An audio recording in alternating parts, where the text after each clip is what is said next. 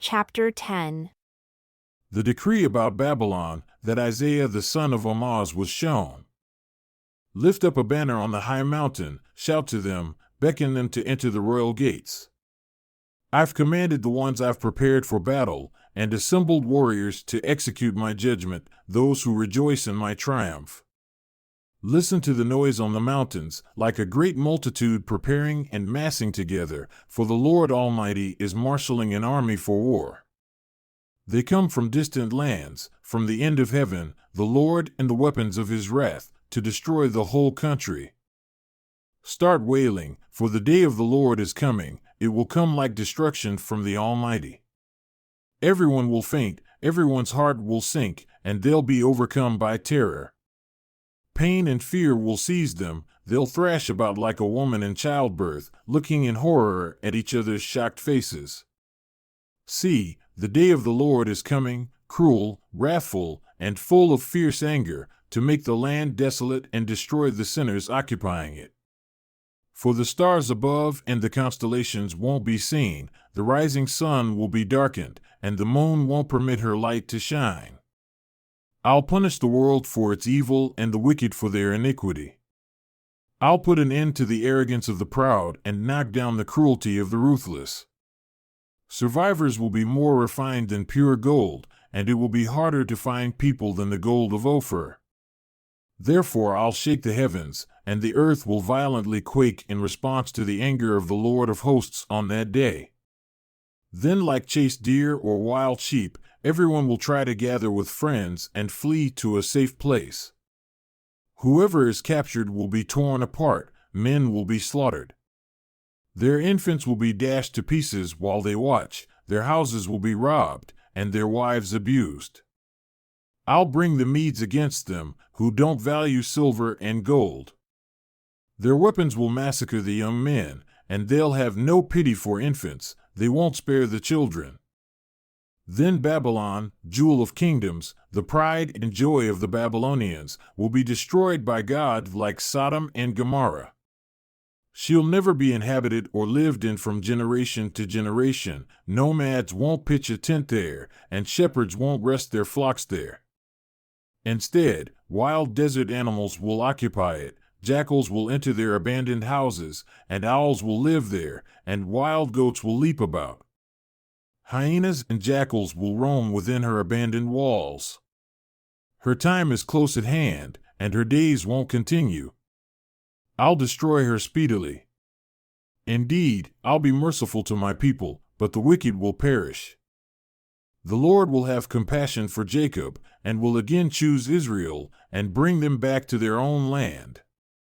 Foreigners will join and be included with the house of Jacob. Nations will bring them back to their homeland from the ends of the earth, and they'll return to their lands of promise. The house of Israel will allow them to become the Lord's servants and handmaids, and Israel will be captors instead of captives, masters without taskmasters. On that day the Lord will give you rest from your sorrow and trouble, from the hard times you had to endure. You'll tell this proverb to the king of Babylon, saying, "How has the taskmaster vanished, and how has the oppression ended? The Lord has broken the staff of the wicked, the scepter of the king, used to abuse people in wrath with continual beatings, and in fury conquered nations with his aggression. He's now persecuted, and no one is stopping it. The whole earth is at rest and peaceful," they begin singing. Even the junipers and the cedars of Lebanon gloat over your fall, saying, "Now that you've been dropped to the ground, no one will come to cut us down." The dead in hell are looking forward to your arrival. The departed anticipate greeting you. Former leaders and kings are rising from their thrones in anticipation of you joining them in hell. They'll all say to you, "You're as weak now as we are, you're now one of us." All your magnificence fell into the grave, along with the noise of your harps. Maggots and worms are now covering you. How have you fallen from heaven, O Lucifer, son of the morning? You've been cast down to the earth, you who once destroyed whole nations. You said in your heart, "I'll ascend into heaven, I'll sit on a throne above the stars of God, I'll be enthroned on the mount of the congregation, in the northern sky, I'll ascend above the highest clouds. I'll make myself like the Most High. But you've been brought down to hell, to the deepest pit. Those who notice you stare at you, pondering your fate. They ask, is this the man who shook the earth, who controlled kingdoms, and turned the world into a wilderness, and overthrew its cities, and didn't let his prisoners return home? All the kings of the nations lie in state, each buried in their own tomb. But you've been left on the ground like a rejected branch, your unburied carcass now rotting on the ground, stabbed through by a sword. You weren't mourned or buried because you destroyed your land and killed your people. Let the children of your wicked people never remember your name. Prepare a place to slaughter your children for the sins you committed. They are never to rise to inherit any land or ever again control a city. I'll prevent it, says the Lord of hosts. I'll wipe out Babylon's name and any of her survivors or descendants, declares the Lord. I'll turn it into an abandoned swampland, and I'll make its destruction complete, says the Lord of hosts.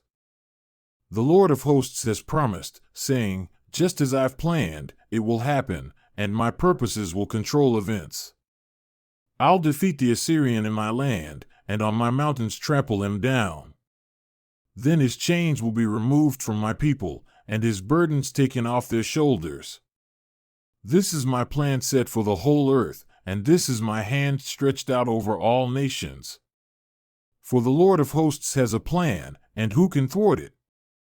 Who's able to fight against his hand? The year King Ahaz died, I received this prophecy from the Lord. You Philistines shouldn't rejoice over the club that struck you being broken, because from that snake's root will come a viper, a darting, poisonous serpent. And the poorest of the poor will be fed, and the needy will rest safely. And I'll kill your root with famine, killing all your survivors. Wail at your gate, howl in your city, melt away all you Philistines, for a cloud of smoke is coming from the north against you at the appointed time. What's the message to all the nations? That Zion has been established, and there his people will find safety.